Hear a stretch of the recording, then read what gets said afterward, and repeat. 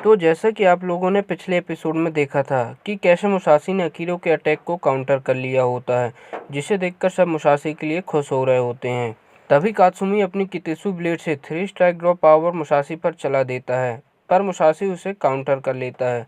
फिर मुसाशी तात्सुमी पर अटैक करता है, पर वो उसे काउंटर कर लेता है। उसके बाद मुसाशी अगेन उस पर अटैक करता है, जिसे काउंटर करने में कात्सुमी को थोड़ी सी दिक्कत जा रही होती है।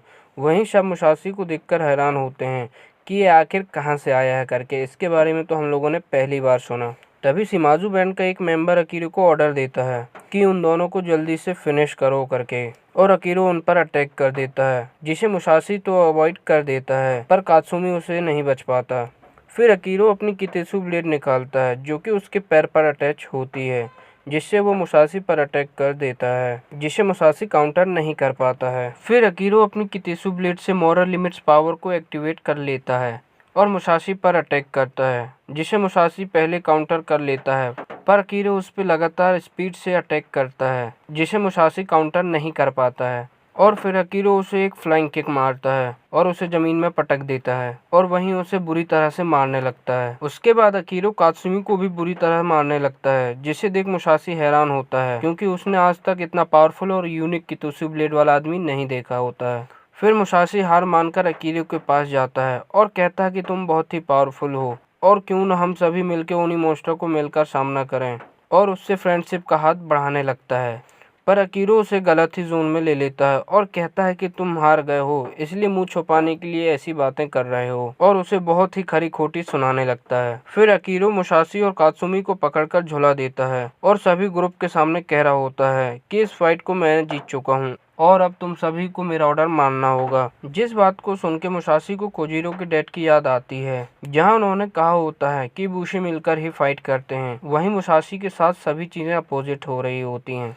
फिर हमें अगला सीन दिखाया जाता है, जहां अकीरो सभी ग्रुप को आवाजी आइसलैंड में अलग अलग होकर अटैक करने को बोल रहा होता है, जहां सभी लोग को जान का खतरा होता है। जिस बात को सुन के मुसाशी उसके ऑर्डर को मानने से इनकार कर रहा होता है और बाकियों को भी इनकार करने को बोल रहा होता है, पर कोई भी उसकी बात नहीं सुनता है और सभी वहां से जाने लगते हैं, जिससे मुसाशी बहुत ज़्यादा फ्रस्ट्रेट हो गया होता है और अपने पुराने फ्रेंड तासुगामी और कोजीरो के पास जाने लगता है। पर वहां जाके वो देखता है कि तासुगामी और कोजीरो उसके बिना बहुत ही खुश होते हैं, और वो निराश होकर वहां से चले जाता है। फिर अगले दिन हमें मुसाशी को दिखाया जाता है, जो कि आलू छीलते छीलते अकीरो और उसकी बहस को याद कर रहा होता है, जहां वो अकीरो के घमंडी और जर्क बिहेवियर से परेशान हो गया होता है और उसका विरोध कर रहा होता है, पर उसे इग्नोर किया जाता है, जिससे वो अपने आप को बहुत ही अकेला महसूस करने लगता है। तभी मुसाशी के पास उस अलायंस का एक सैनिक आता है और उसे आलू छिलवाने में मदद करवाने लगता है, जो कि मुसाशी को थोड़ा सा इरिटेट कर रहा होता है।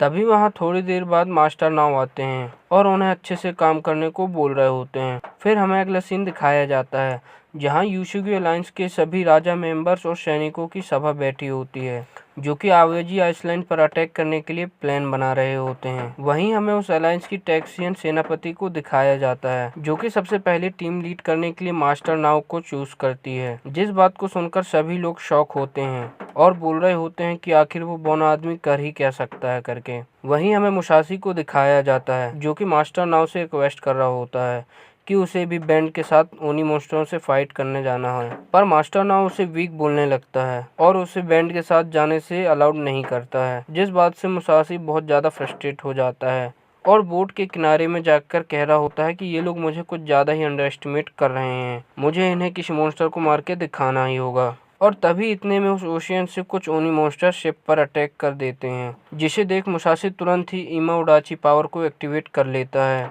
और उस मॉन्स्टर के हॉर्न पर अटैक कर देता है। पर उस ओनी मॉन्स्टर के हॉर्न पर बिल्कुल भी असर नहीं होता है, क्योंकि वो ओनी मॉन्स्टर बाकी ओनी मॉन्स्टर से अलग होता है। जिस बात से मुसाशी हैरान हो जाता है और मुसाशी उस पर लगातार अटैक करने लगता है, फिर भी वो नाकामयाब होता है और उस ओनी मॉन्स्टर को बिल्कुल भी फर्क नहीं पड़ रहा होता है। तभी पीछे से एक और ओनी मॉन्स्टर निकलता है और मुसाशी को खाने ही वाला होता है कि तभी एक पावर आती है और उस मॉन्स्टर के हॉर्न को काट देती है। वहीं हमें अगली ओर उस सभा को दिखाया जाता है, जहां यूशिगी अलायंस का हेड बता रहा होता है कि मुझे पता है कि आप लोगों को यकीन नहीं हो रहा होगा, पर नाओ कानेतात्सु वन ऑफ द बेस्ट बुशी फाइटरों में से एक है और उसकी पावर्स अनबीटेबल है, इसलिए मैंने उसे अपना नाम कानेतात्सु दिया हुआ है। फिर हमें उस आदमी को दिखाया जाता है जिसने मुसाशी की जान बचाई होती है, और वो कोई और नहीं मास्टर नाव होता है, जिसका लुक देखकर तो भाई मुझे भी मजे आ गए थे। और फिर हमें मास्टर नाव के बारे में बताया जाता है कि वो फर्स्ट क्लास के बुशी योद्धा है जिसमें रेड ब्लेड की पावर्स होती हैं, जिसे देखकर मुसाशी और सभी लोग हैरान होते हैं उसे देखकर। फिर वहीं थोड़ी देर में मास्टर नाव का ग्रुप भी आ जाता है, जहां मास्टर नाव सभी लोगों की क्लास लेने लगते हैं और उन्हें बुरी तरह चिल्ला रहे होते हैं